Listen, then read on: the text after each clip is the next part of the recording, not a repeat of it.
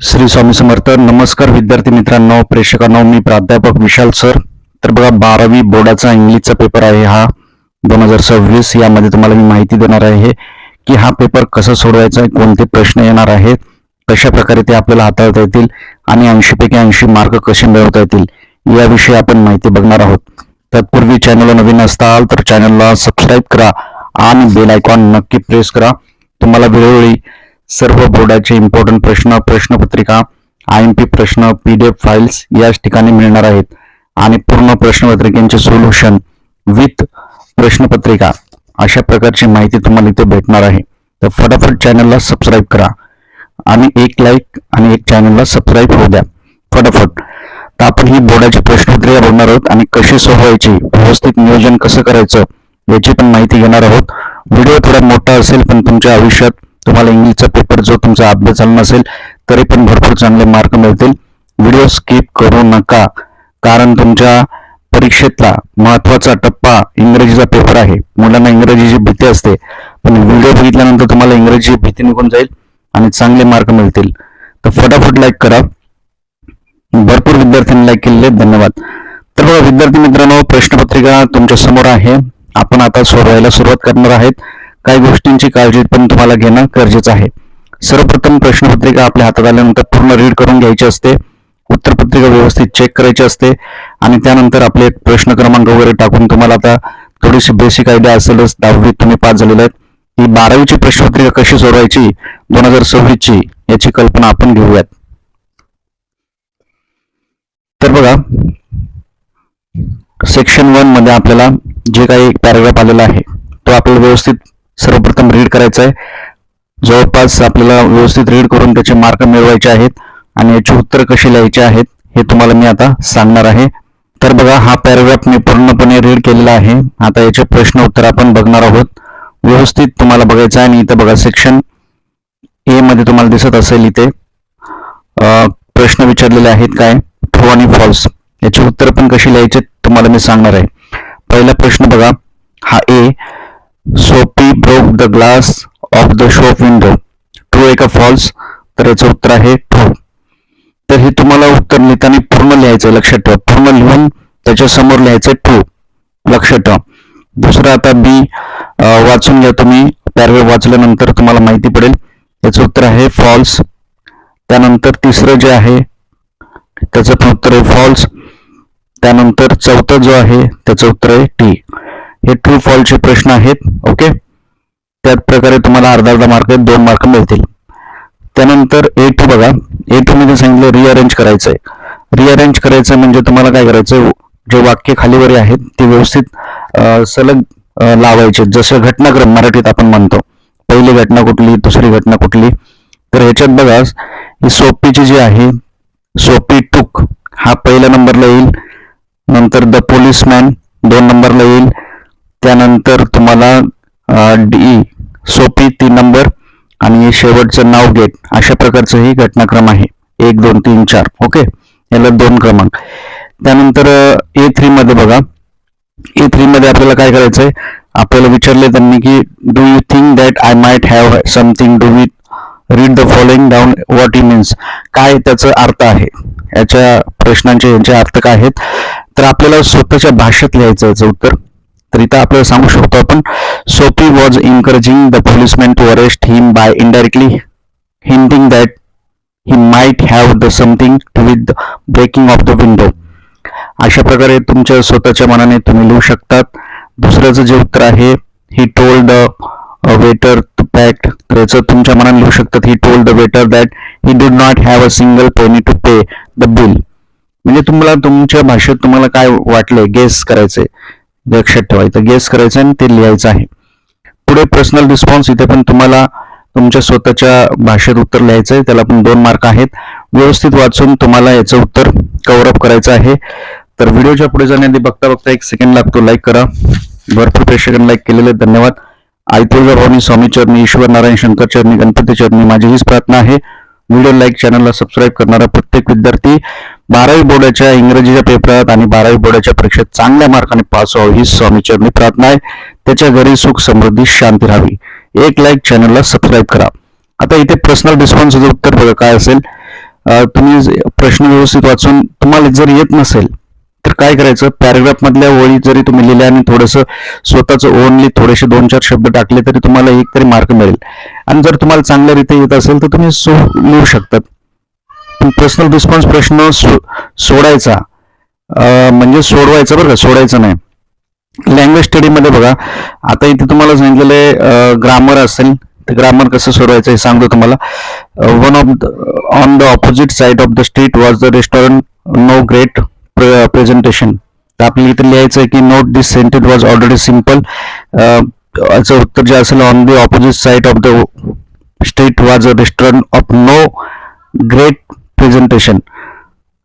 तेच सिम्पलच सेंटेन्स आहे, त्यात सिम्पल करायची आपली गरज नाही. आणि इथं दोन्ही सेंटेन्सला आपल्याला व्यवस्थित करायचं आहे. दुसरं बघा, man who was smash window do not remain to chat with the police. Man smashing इथं थोडंसं चेंजेस होईल. ऑलरेडी हे सिम्पलच आहे, याला गरज नाही, पण इथं थोडंसं चेंजेस होऊ शकतं. याचं उत्तर येईल man smashing window do not remain to chat with the police असं येईल. त्यानंतर A6 वोकॅब्युलरी, याच्यात तुम्हाला व्यवस्थित जोड्या लावायचं आहे. तर पहिल्याचं आहे मिनिंगलेस, दुसऱ्याचं आहे मॅजिक, तिसऱ्याचं आहे नॅप आणि चौथ्याचं आहे थ्रीव. तर अशा व्यवस्थित जोड्या लावायच्या. जोड्या लावताना अशा नका लावू, तर हे लिहायचं तुम्हाला एक कॉलम आणि डायरेक्ट पुढे आन्सर असं लिहा. ओके.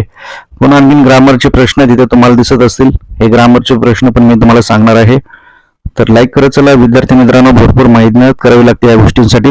सांगितलेलं इथं आपल्याला यूज करायचं आहे काय बघा, शोविंग. ही प्रश्नपत्रिका लय महत्वाची बरं का.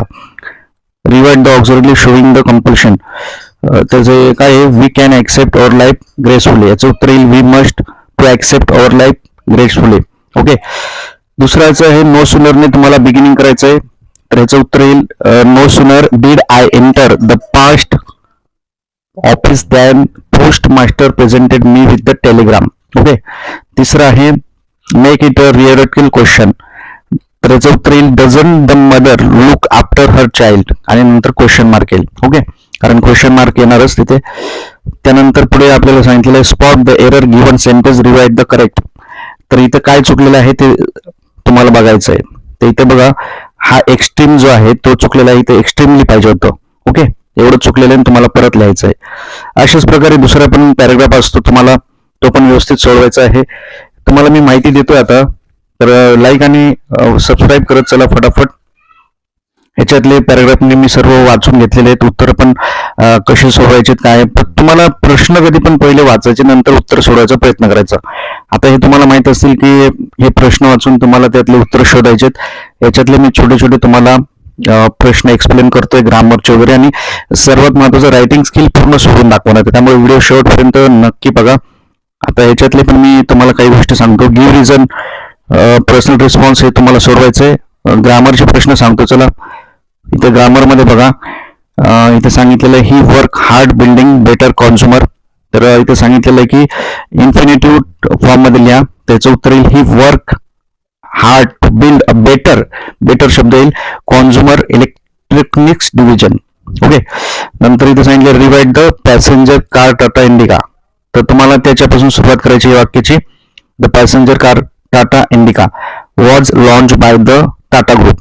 तेच ऍक्टिव्ह इनऍक्टिव्ह पॅसिव्ह वगैरे तुम्ही शिकला असाल, तशा प्रकारे तुम्हाला रिवाइड बघा. बिगिनिंग याचा अर्थ सुरुवात याच्याने करायची तुम्हाला, आणि वाक्य कम्प्लीट करायचं बाय शब्द वापरून. ओके. पुढे सांगितलेलं आहे अॅनाडॉमिस म्हणजे तुम्हाला माहिती आहे विरुद्धार्थी शब्द असतात. तर प्रॉफिटचा येईल लॉस आणि प्रिव्हेंटचा येईल अलाव. ओके. तर समरी रायटिंग मध्ये तुम्हाला काय करायचं असतं, समरी रायटिंग मध्ये आता इथून आपलं महत्वाचं सुरू होईल, कारण आपल्याला इथे तुम्हाला मी माहिती देणार आहे काही मुलांचा अद्याप देखील अभ्यास झालेला नाही. मग अशा मुलांनी काय करावं लागेल, कशा प्रकारे हे बोर्डाचे प्रश्न सोडवायचे टेन्शन मध्ये असतात. तर तुम्हाला मी सांगतो समरी रायटिंग मध्ये काय करायचं, तुम्हाला एक हे जे काय दिलेले आहेत पॉइंट्स, याच्या आधारे तुम्हाला एक छोटासा पॅराग्राफ बनवायचा आहे, कमीत कमी 7 ते 8 ओळींचा. ओके. तर व्यवस्थित तुम्ही वाचून घ्या आणि तुम्हाला 3 मार्क चांगले मिळतील. सुरुवातीला इथे टायटल लिहायचंय. टायटल इथंच लिहा रतन टाटास करिअर असं लिहिलं तर चालेल. आणि रतन टाटांबद्दल जे काही तुम्हाला माहिती असेल ती लिहायची आणि थोडे मध्ये मध्ये पॉईंट हे वापरत चालायचे. बेटर वे तुम्हाला जर चांगलं करता आलं तर करा, नाहीतर हे तरी तुम्ही जॉईन करून पॉईंट बनवले आणि वाक्य बनवले आणि टायटल लिहिले तरी तुम्हाला 2 मार्क कोणी पण देईल. आता पुढचं आहे mind mapping. Mind mapping 2C चा प्रश्न आहे. याच्यामध्ये आपल्याला बॉक्सेस वगैरे जे आहेत आकृतीसारखे 10वीला तुम्ही बघितलेलं त्या प्रकारे आपल्याला तयार करावं लागतात.